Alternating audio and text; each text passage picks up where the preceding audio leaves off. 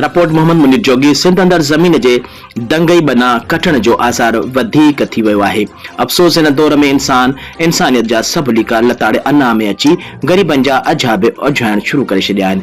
अना इंसान अना जी जंग में एतिरो त अॻिते वधी वियो आहे जो आख़िरत खे बिल्कुलु विसारे वेठो आहे। ए इंसान तो छा खणी आयो आहे ऐं छा खणी वेंदे हितां वेंदे खाली हथे पोइ अना छा जी।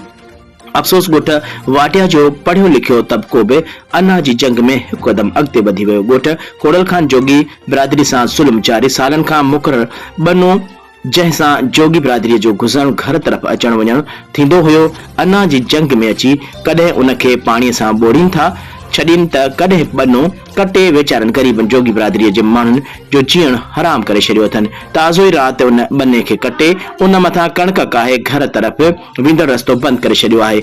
असां जोगी फ़क़ीरनि खे इंसाफ़ सेंटर पीर सैयद काज़िम अली शाह साहब ॾींदो। असीं ॻोठ वाटिया जे मौजूद अॻवाननि खे अपील था करियूं त रस्ते में मिटी विझी रस्तो बहाल कराए ॾियनि।